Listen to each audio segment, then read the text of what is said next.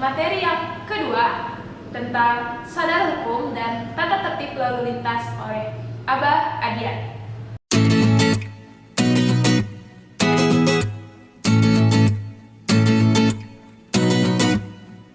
Assalamualaikum warahmatullahi wabarakatuh. Bismillah walhamdulillah wala hawla wala quwwata illa billah ala sayyidina Muhammadin abdillah wa ala alihi wa sahbihi wa mawalah. Allahumma salli ala sayyidina Muhammadin al-Fatih lima ulik wal khati lima sabak nasrul haqqi bil haqqi wal hadi ila siratikal mustaqim wa ala alihi haqqa qadrihi wa miqdarihi al-azim amma ba'du. Alhamdulillah kita masih diberikan kesehatan sehingga kita masih bisa melaksanakan MPLS ini walaupun kita terbentang oleh jarak. Saya harapkan mudah-mudahan adik-adik semua selalu diberikan kesehatan agar dapat menyimak materi-materi MPLS 3 hari ke depan dengan seksama dan juga dengan baik. Materi yang akan saya sampaikan yang pertama mengenai kesadaran hukum. Jadi apa itu sadar hukum? Kenapa kita harus belajar tentang ini sejak dini dari sekarang? Sadar hukum di sini ialah kesadaran diri kita sendiri tanpa ada paksaan, tanpa ada tuntutan, bahkan tanpa ada tekanan dari orang lain untuk menjalani atau mematuhi suatu aturan yang berlaku.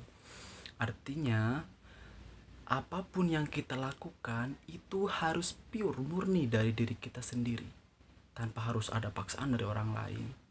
Ingat, orang yang sadar akan hukum itu sudah pasti taat akan hukum. Tapi orang yang taat hukum itu belum tentu sadar akan hukum. Kenapa? Karena ketika di sana ada bahasa taat hukum, di sana masih ada tekanan ataupun paksaan untuk melakukan atau mematuhi suatu aturan. Contohnya, SMA Siti Aisyah melarang siswa-siswi membawa handphone ketika masa belajar. Nah, bagi mereka yang sadar akan hukum, dia akan berpikir, nah, kenapa sih kok SMA Siti Aisyah ini melarang membawa handphone? Oh, mungkin ini untuk kebaikan kita bersama, sehingga proses pembelajaran itu akan lebih konsentrasi. Nah, inilah orang-orang yang sadar hukum. Jadi, fungsinya juga selain itu, membiasakan diri kita untuk selalu berpikir tentang apa yang sedang terjadi di sekitar kita. Itu. Jadi, ketika seseorang itu sadar akan hukum, dia akan mengkaji ketika ada sebuah aturan. Beda halnya dengan mereka yang hanya taat akan hukum. Contohnya lagi tadi. Nah, ketika sekolah melarang siswanya membawa handphone, nah, orang yang hanya taat pada hukum, dia terpaksa aja tanpa dia berpikir. Dia tidak paham maksud dari adanya sebuah aturan di sana. Dia hanya mengikuti saja tanpa dia harus berpikir untuk apa dan gunanya untuk apa. Jadi dia hanya semacam kayak kambing congek aja, ikut-ikutan aja gitu loh. Padahal dalam hati masih bergemuruh, jeung naon sih menik kudu dilarang segala mau HP teh gitu. Padahal kan enak gitu loh. Menurut mereka yang hanya sekedar ya udah deh, karena memang sudah seperti itu, urang tisieun di sanksi atau bagaimana, akhirnya dia tidak membawa handphone tadi. Nah, disinilah dapat kita bedakan antara mereka yang sadar dengan yang taat. Dinamika saat ini di Indonesia khususnya, tolak ukur mereka yang sadar akan hukum ini tidak bisa dilihat dari jenjang pendidikan ataupun perekonomian. Mari kita lihat seksama. Banyak dari mereka yang sudah S1, S2, dewan, pejabat, menteri lainnya bahkan, sekelas menteri ya gitu. Mereka masih saja melakukan tindak pidana korupsi, kolusi ataupun nepotisme. Nah, artinya apa?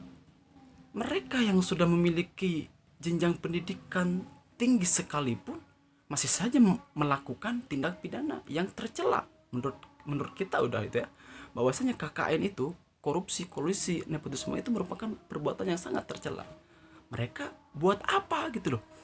Sekolah tinggi-tinggi pada akhirnya masih saja melakukan tindak pidana korupsi. Perekonomiannya, mayoritas dari mereka yang melakukan tindak pidana korupsi, kolusi ataupun nepotisme, mereka bukan orang-orang yang tidak punya. Mereka bisa dikatakan kaum-kaum borjuis ataupun kaum menengah ke atas. Tapi kenapa mereka kok masih saja melakukan tindakan tercela tadi? Nah, berarti di sini kesadaran akan hukum mereka masih kurang. Nah, kenapa kita harus belajar dari sekarang untuk membiasakan diri? Karena kebiasaan hari ini yang kita lakukan itu akan dibawa hingga nanti. Ketika saat ini kita terbiasa melaksanakan sebuah aturan dengan baik, mentaatinya dan menyadarinya, nanti ketika barangkali dari adik-adik ada yang jadi pejabat, amin, ada yang jadi bupati, amin, atau ya bahkan sekelas menteri jadi presiden mungkin, amin. Kebiasaan baik hari ini yang sering kita lakukan itu akan terbawa hingga nanti. Beda lagi dengan mereka yang melakukan kebohongan-kebohongan kecil. Contohnya, sekolah mengeluarkan surat edaran bahwasanya siswa harus membayar sumbangan sebanyak 50.000. Itu harus disampaikan kepada orang tua. Lalu dari sebagian kita mungkin ada yang menyampaikan ke orang tua, Bu, ada sumbangan untuk bayar apa misalnya 100.000. Berarti si anak ini sudah melakukan korupsi 50.000. Yang saya khawatirkan, kebiasaan seperti ini apabila nanti ketika di kelak mereka jadi orang-orang besar, jadi pejabat, mereka juga akan melakukan hal yang sama. Ketika nanti harus mengeluarkan anggaran sebanyak 5M, sama dia di-up menjadi 10M. 5M-nya masuk ke kantong pribadi. Nah, inilah yang menjadi dasar kita untuk membiasakan diri atau memahami tentang hakikat daripada sadar hukum itu sendiri. Pak, kenapa sih kita harus belajar hukum? Kalau katanya Yusril Mahendra itu, orang yang tidak tahu hukum itu akan dihukum. Nah, maksudnya di sini adalah apabila kita tidak mengetahui suatu aturan ataupun hukum yang berlaku, kita akan gampang dibodoh-bodohi oleh orang. Apalagi negara kita itu adalah negara hukum sesuai dengan pasal 1 ayat 3 dalam Undang-Undang Dasar 1945. Nah, dari pasal 1 ini menyatakan negara kita adalah negara hukum, jadi segala sesuatunya itu berlandaskan hukum, tidak bisa seenaknya. Kita sistemnya demokrasi, bukan otoriter. Dalam filsafat hukum itu juga telah disebutkan, kita lahir dijemput hukum, kita hidup diatur hukum, dan kita mati diantar oleh hukum. Jadi segala sesuatunya dari kita baru lahir itu semuanya sudah ada hukumnya atau sudah ada aturannya. Ketika sudah ada aturan, ada hukum di sini, tinggal bagaimana kita menjalankannya, menyadarinya, maka di sini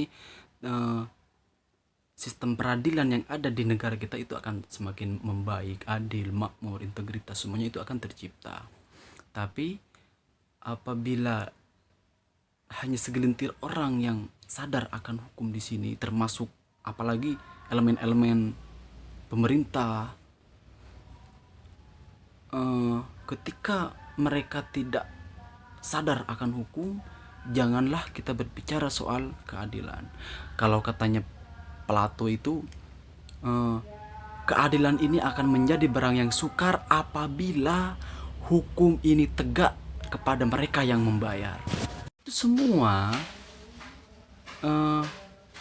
kita bisa belajar dari sekarang bagaimana kita untuk menerapkan atau melakukan atau mengimplementasikan dari aturan tadi itu, dan mencoba untuk menelaah atau berpikir sehingga kita secara lambat laun akan sadar akan hukum itu sendiri. Nah, untuk di tingkat kita, khususnya di SMA Siti Aisyah, yang saya harapkan adik-adik nanti ketika sudah masuk normal ke sekolah bisa mengimplementasikan bahwasanya sekolah sudah membuat sebuah aturan, tinggal bagaimana adik-adik itu mentaati dengan baik, mencermati dengan baik, dan menyadari tidak hanya sekedar mentaati atau karena terpaksa. Jangan. Yang saya harapkan dari adik-adik di sini benar-benar menyadari fungsi dari sebuah aturan tadi itu.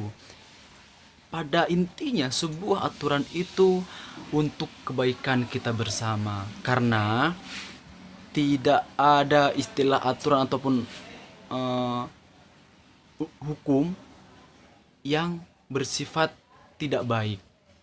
Jadi aturan itu dibentuk sudah dengan kesepakatan bersama.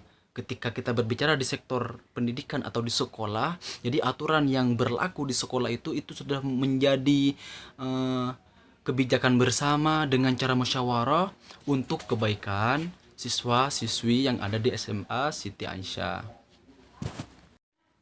Mungkin itu saja yang bisa saya sampaikan untuk materi sadar hukum.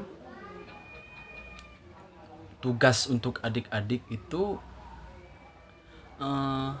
silahkan tulis isi pasal 1 ayat 3 dari Undang-Undang Dasar 1945. Itu yang pertama. Yang kedua, apa itu hukum? Silahkan nanti ditulis di selembaran kertas, lalu nanti dikumpulkan.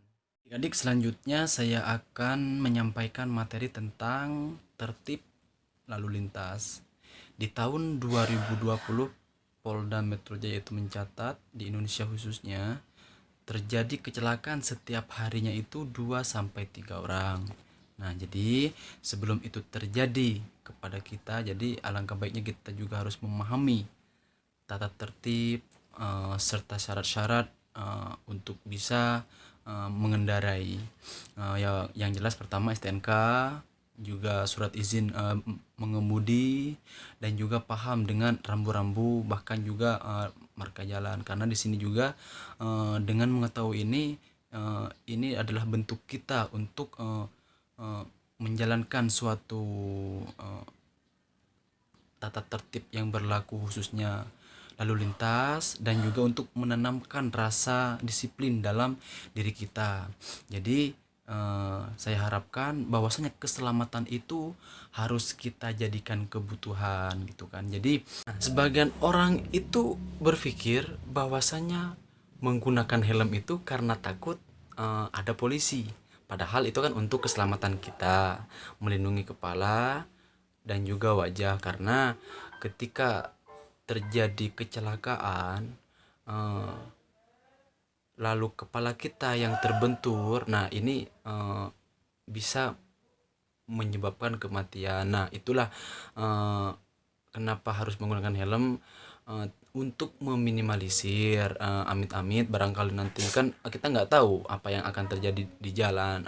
Kecelakaan itu memang kita tidak pernah mau gitu kan. Hanya saja kan untuk meminimalisir terjadinya kecelakaan nanti, kalau kita menggunakan helm dan sesuai dengan tata tertib lalu lintas, insya Allah itu bisa mengurangi kecelakaan yang begitu parah.